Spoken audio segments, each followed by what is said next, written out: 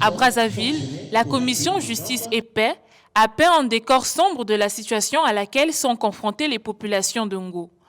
Depuis 2 ans, l'accès aux forêts leur est interdit à cause du projet Bakassi, porté par la société Total Énergie dans le département des Plateaux.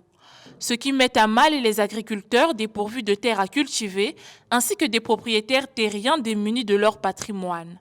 Une situation qui exaspère, d'après un bilan exposé par la commission Justice et Paix ce mercredi 22 novembre 2023. L'accord dit que les compensations nécessaires à la restauration des moyens de subsistance sont faites en nature uniquement et non en numéraire. Donc les compensations sont faites en nature uniquement et non en numéraire. Alors nous pensons que là il y a un problème.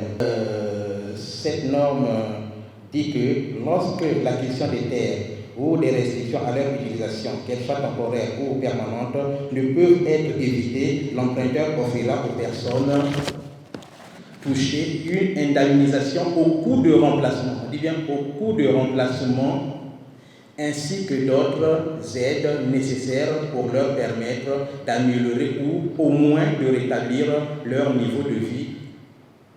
Lancé en 2021, ce projet consiste à planter des acacias sur 55 000 hectares dans le but de réduire l'empreinte carbone afin d'amoindrir efficacement l'impact des émissions de gaz à effet de serre des entreprises industrielles.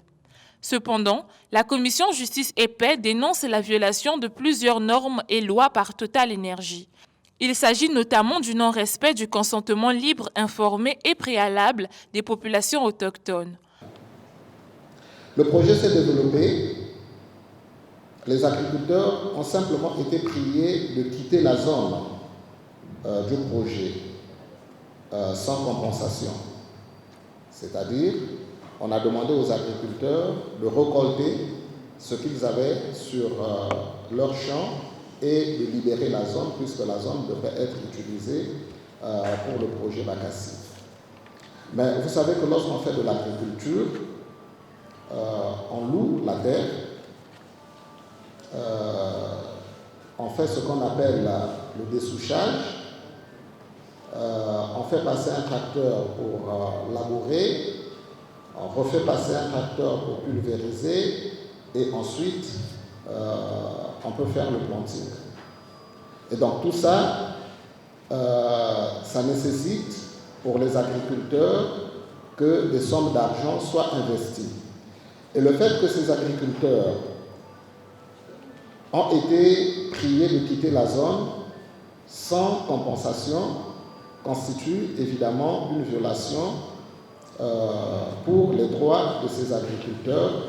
Pour les paysans victimes du projet Bakassi et qui se retrouvent désormais sans source de revenus, la situation est devenue intenable. Ça fait 2 ans. 2 ans, tout ça là que l'angate.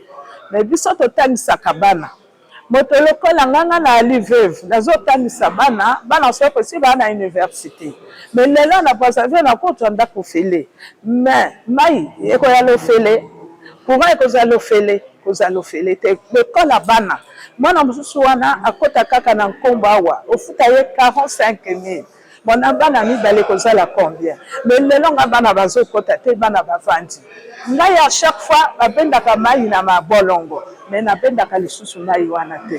Donc projet Bakassi est donc vraiment ebomi biso. Selon cette commission, les propriétaires terriens n'ont reçu jusqu'à présent qu'une indemnisation d'une somme symbolique de 1 200 francs CFA par hectare de la part de l'État congolais.